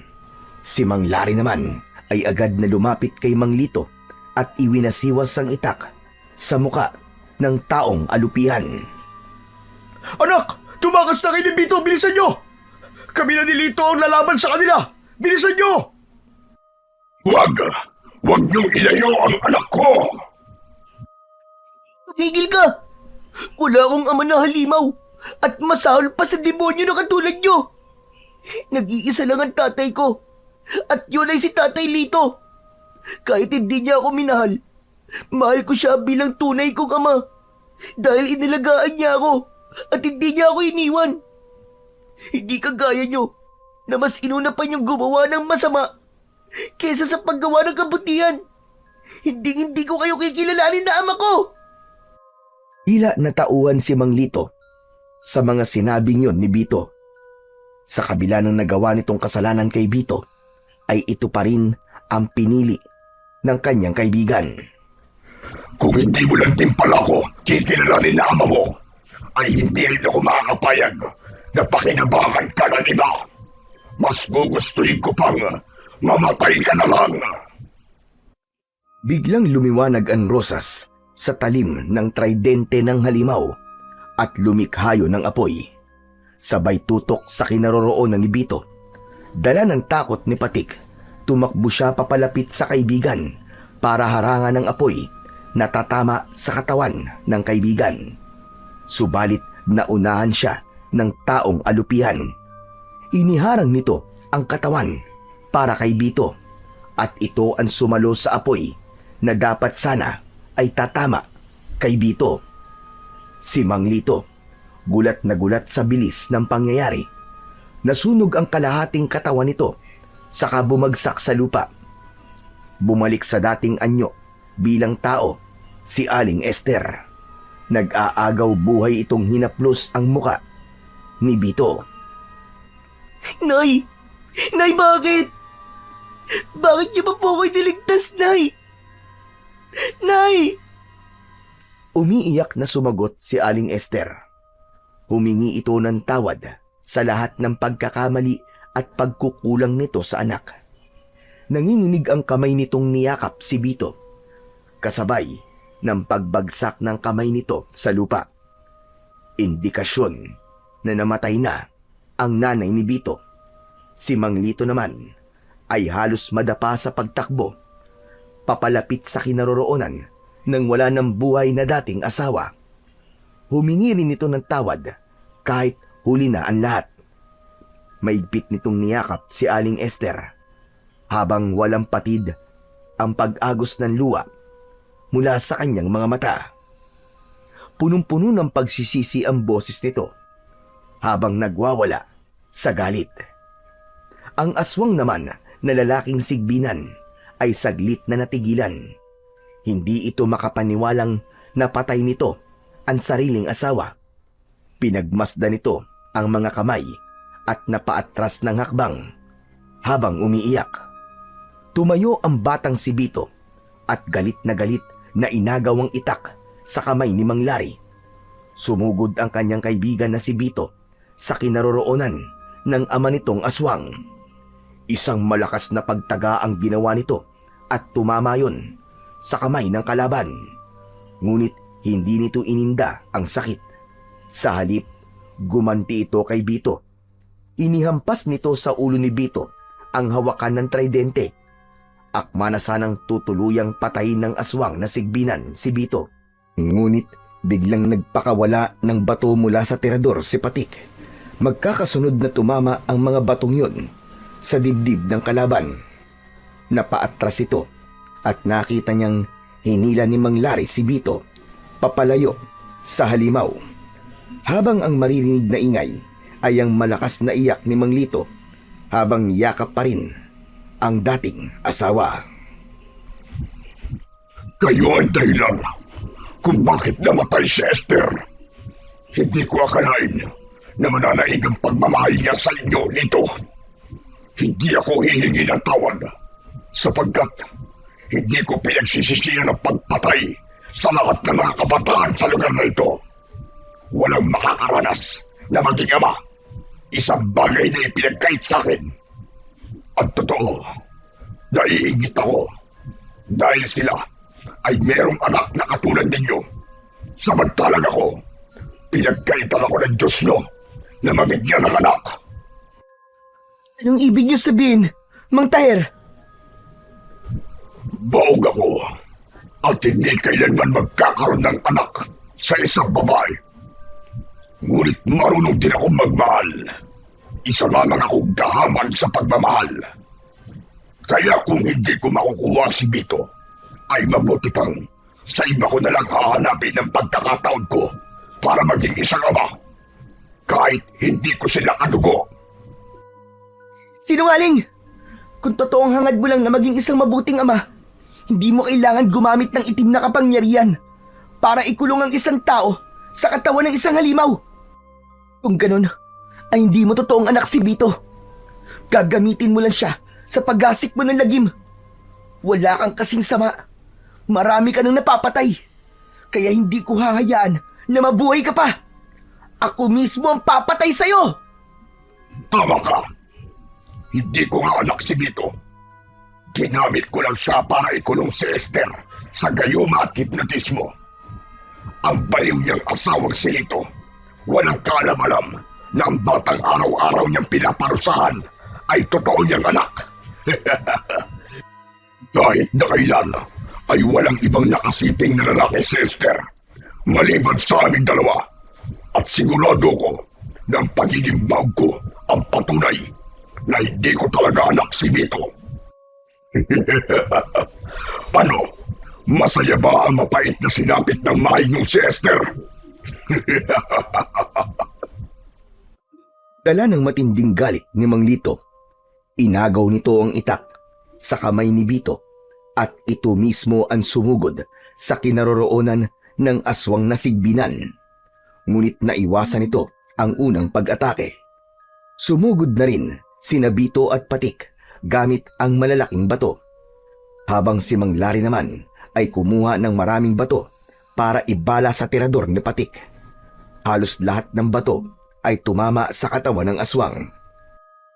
Umikot sa ere ang aswang, nasigbinan at magkakasabay na umangat ang kanilang mga paa sa lupa. Tumalsik sila dahil sa malakas na kapangyarihan ng kalaban. Kasabay ng pagbagsak nilang lahat sa lupa. Muling narinig ang malakas na boses ng aswang. Ako si Taher, ang hari ng mga aswang na sigbinan at nag-aalaga sa mga taong alapian. Wala kayong magagawa sa kapangyarihan ko. Mamamatay kayong lahat sa mga kamay ko at mabibiyag sa malakas kong hipnotismo. Dahil ako ang maghahari sa buong sanlibutan! Mula sa pagkakahiga sa lupa, ay pinilit ni Patik na tumayo. Humarap siya sa kalaban na inaakala niya ay matatalo niya kagad. Tila hindi ito nasasaktan sa tumatamang bato mula sa kanyang tirador. Naramdaman niyang lumapit sa kanya si Mang Lari. Ganon din si Mang Lito na lumapit kay Bito. Niyakap nito ng mahigpit si Bito at umiiyak habang humihingi ng tawad. Kaya lang, bigla silang nakarinig ng malalakas na pag-angil at ganun na lamang ang panlalaki ng kanilang mga mata. Nang tumambad sa kanilang paningin, ang 5 taong alupian. Hindi maaaring magkamali si Patik. Ang 5 taong alupian ay ang 5 batang nauna nang napabalitang nawawala. Anak, tumakas na tayo. Marami sila. Ginawa niyang taong alupian ng 5 bata. Tara na! Sandali lang po, Tay. Kayo na lamang po tumakas dahil haharapin ko siya. Panahon na para pigilan ko ang kanyang kasamaan. Ano ba nangyayari sa'yo, anak? Wala tayong laban sa kanila. Mamamatay tayo lahat dito. Hindi pinansin ni Patik ang kanyang amang si Mang Lari. Sa halip, tinukot niya ang kanyang mutya sa kanyang bulsa. Saka itinaas sa ere ang bato. Lumikha yun ng napakalakas na liwanag, kaya't napaatras ang mga kalaban sa nakitang kapangyarihan ni Patik. Mabilis na ikinulong ni Patik ang bato sa kanyang kamao at mabilis na tumakbo sa kinaroroonan ni Mang Taher. Naniniwala siyang ang lahat ng lakas ng 5 batang alupian ay nanggagaling lamang kay Mang Taher. Isasakripisyo niya ang buhay niya, makuha lang ang rosas sa dulo ng talim ng tridente. Magkakasunod na pagsuntok ang ginawa ni Patik at sumugod na rin sina Mang Lari at Mang Lito. Pinagtulungan nilang lahat ang pinuno ng mga aswang. Habang si Bito naman ay umikot sa likod ni Mang Taher, abala ang pinuno sa pakikipaglaban kay Patik. Kaya naman, hindi nito napansin na nakuha na pala ni Bito ang puting rosas sa dulo ng tridente. Ibinigay ni Bito ang puting rosas kay Patik bago pa tuluyang sumugod sa kanila ang 5 alagad ni Mang Taher. Dinurog ni Patik ang bulaklak gamit ang mutya. Paulit-ulit niyang pinukpok ng bato ang rosas hanggang sa mawasak yon at nagkahiwa-hiwalay ang petals. Nanlaban ang pinuno ng aswang, ngunit hindi nito napaglabanan ng sakit mula sa pagkadurog ng rosas nito. Yun pala ang pangunahing sangkap sa paggawa ng alagad. Mula sa kanilang harapan ay sumabog ang katawan ng aswang na sigbinan. Kagaya ng pagkadurog ng bulaklak mula sa batong hawak ni Patik. Ang 5 alupian ay tangka na sanang tatakas, ngunit nilapitan ng mga ito ni Patik at sinilaw ng liwanag na nagmumula sa hawak niyang mutya. Bumalik sa dating anyo ang mga aswang. Nagtataka ang mga ito kung paano sila nakarating sa gubat. Anak, paano mong nagawa yun? Tay, dahil po sa mutya ng pawis ng puting alakdan. Puting alakdan? Hindi ba't yun ang alakdan na alaga ng mga engkanto? Paano ka nagkaroon ng ganong kapangyarihan, anak? Sabi po ni Lolo Gastor, ay ipinagkaloob daw po yun sa akin ng tagapangalaga ng puting alakdan. Sumingit sa usapan si Bito habang nakangiti. Ako yung Patik. Ako ang pumili sa'yo. Kung natatandaan mo, ako ang nagturo sa'yo kung nasan ang tambak ng mga bato, di ba?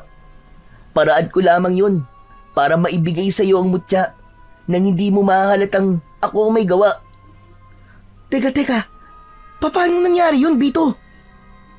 Hindi ko kayang sakta ng mga magulang ko. Hindi ko naman alam na si nanay lang ang totoo kong pamilya. Muntik na akong magamit para magasik ng lagim. Tsaka, alam ko na kaya mo. Kaya ikaw ang pinagkatiwalaan ko. Pambihira. Muntik na akong mamatay ah. Totoo ba talaga kitang kaibigan na? Grabe ka, Bito ha. Huwag ka na magalit, Patik. Tinulungan naman kita eh. Ako ang kumuha ng rosas. Ang ibig bang sabihin magpapasalamat pa ako sa'yo? Salamat ha. O siya. Tama na yan. Ang mahalaga ngayon ay ligtas tayong lahat. Mabuti na lang pala at sumunod kami ni Patik sa'yo, Bito. Salamat po sa inyo, Mang Larry. Nadatnan po ako ni tatay na kinakaladkad ni Mang Tahir. Alam ko po ang tungkol sa pagiging halimaw ni nanay. Masakit po na mawalan ng isang ina. Ngunit, mas masakit pong makita kung gaano siya naghihirap sa paggawa ng kasamaan. Alam ko na hindi yun gusto ni nanay. Sana, matagpuan ni nanay ang katahimikang matagal niya ng pinapangarap. Kahit naiwan ako sa aking ama. Naluluwang tinapik ni Patik ang balikat ng kaibigan niyang si Bito. Kasunod ng pagyakap ng maigpit ni Mang Lito kay Bito. Umiiyak ito habang humihingi ng tawad. Si Mang Larry naman ay masayang nakatingin sa dalawa habang nakaakbay kay Patik. Ilang saglit lang ang lumipas ay nagpaalam na silang dalawa sa kanyang ama, sa mag-amang sina Bito at Mang Lito. Bakas sa mukha ng mga ito ang kasiyahan ng mapagtanto na tunay silang mag-ama. Pagkalipas ng ilang araw, magmula nang mangyari ang labanan na yun, nabago si Mang Lito. Naging mapagmahal na ama na ito at madalas ay kasama ni Mang Larry sa pagtambay sa kanilang bahay.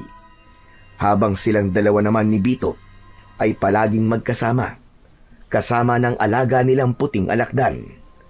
Paminsan-minsan ay bumibisita sila sa bahay ni Lolo Gastor sa gitna ng kagubatan. Simula rin ng araw na yon ay hindi na sila gumamit ng tirador at hindi na rin sila nanguhuli ng mga ibon.